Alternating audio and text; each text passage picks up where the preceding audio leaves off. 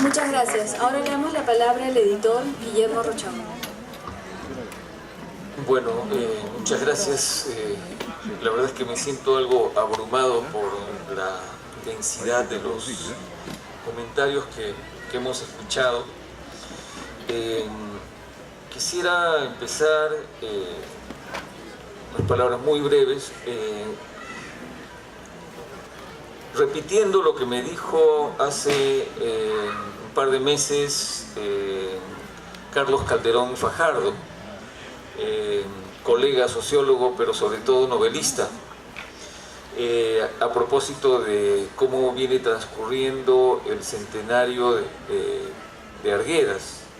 Hay un conjunto de reuniones, congresos, eventos al respecto, pero en la opinión de Carlos Fajardo, Carlos Calderón, disculpen, los literatos brillan por su ausencia. Se habla poco, es decir, es poco lo que los literatos están hablando de Arguedas, narrador, o Arguedas, poeta, y la reflexión queda más para los críticos literarios o para los científicos sociales. Hoy día, de alguna manera, quizá lo que hayan dicho tanto Carla como Juan Carlos podría compensar hasta cierto punto este desbalance, porque hemos escuchado ideas muy interesantes sobre los aspectos estrictamente literarios tanto de la novela como de la obra de Arguedas en su conjunto. Ahora, si hay un tema que al mismo tiempo me atrae, pero del cual soy muy ajeno, porque tengo una ignorancia enciclopédica sobre el mismo, es la literatura. Así que no voy a decir nada específico sobre ese tema, pero sí intentar señalar algo sobre el pensamiento de Arguedas en relación con su época y con lo que se puede decir hoy en día.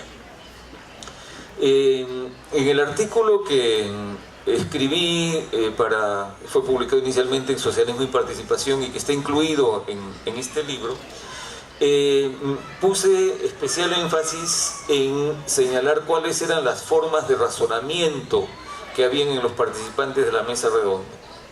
Y encontré dos formas.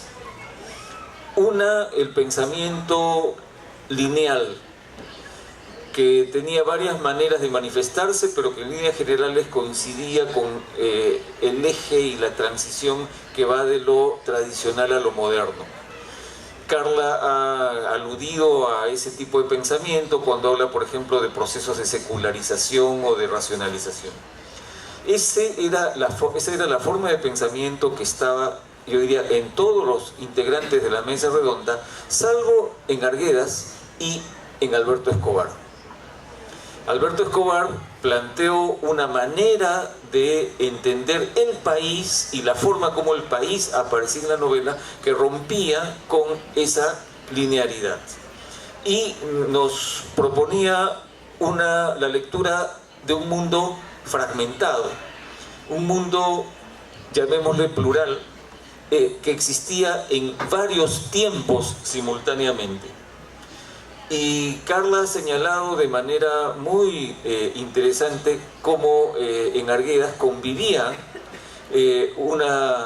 elementos de una visión mítica con elementos de una visión racional y cómo esto se trata de, Arguedas trata de traducirlo, por ejemplo, a nivel del mismo lenguaje, su lucha con el lenguaje castellano para poder insuflarle el espíritu de la lengua quechua.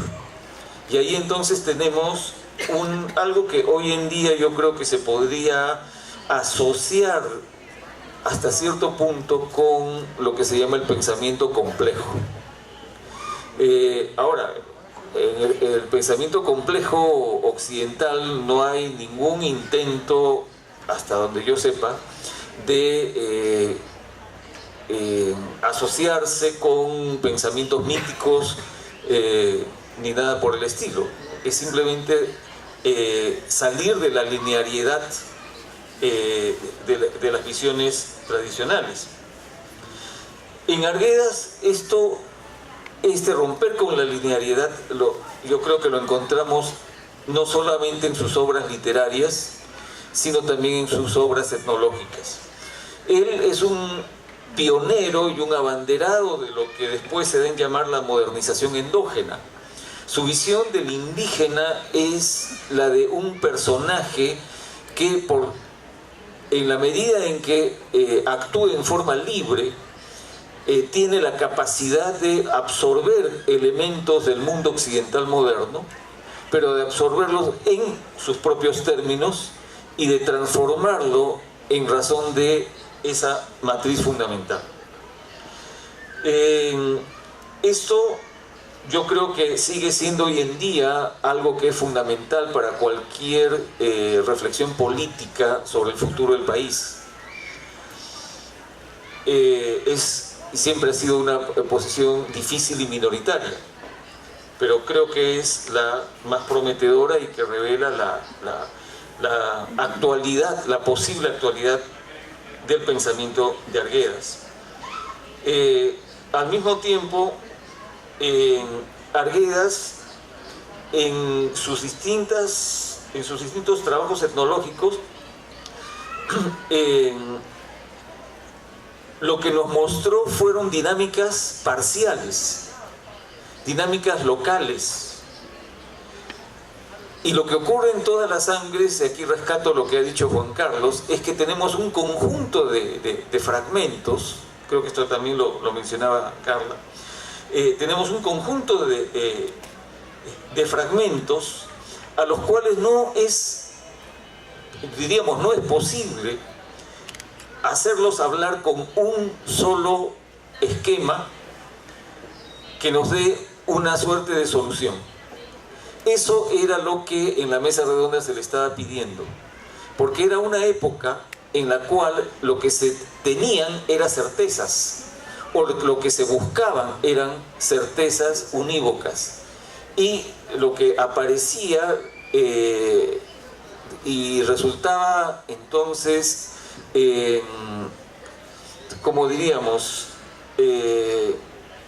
suscitaba perplejidad en los integrantes de la mesa redonda, era que no aparecía ese claro final que todos estaban esperando.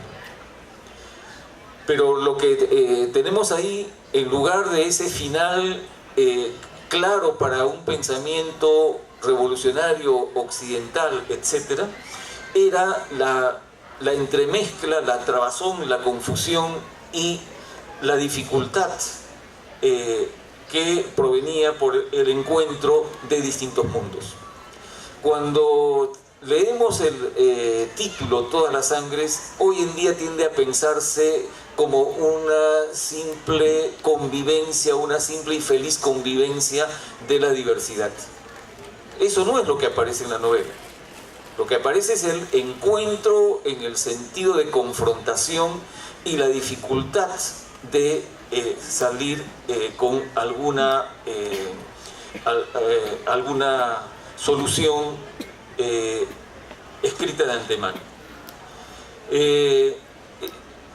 Yo celebro esta reunión porque creo que nos permite tender una serie de puentes entre el Arguedas etnólogo y el Arguedas novelista, y además a través de una novela que ha sido considerada dentro de la producción de Arguedas como una novela relativamente extraña frente a las otras. Para algunos es una novela que hacía demasiadas concesiones al pensamiento, a lo que se podría llamar el pensamiento progresista de esos años.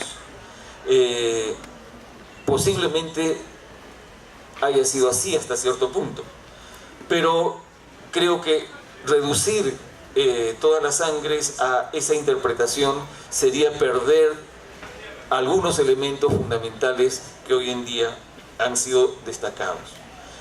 En fin, lo que quisiera señalar para cerrar por mi parte este encuentro es que el pensamiento de Arguedas resulta una vez más y sorprendentemente, incluso para mí mismo, sumamente actual por esta capacidad de introducirse en lo complejo de la realidad y en proporcionarnos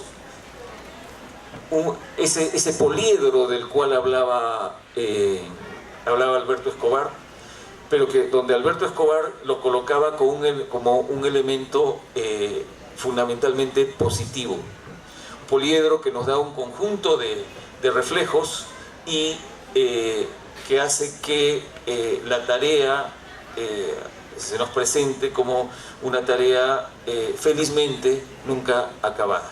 Gracias.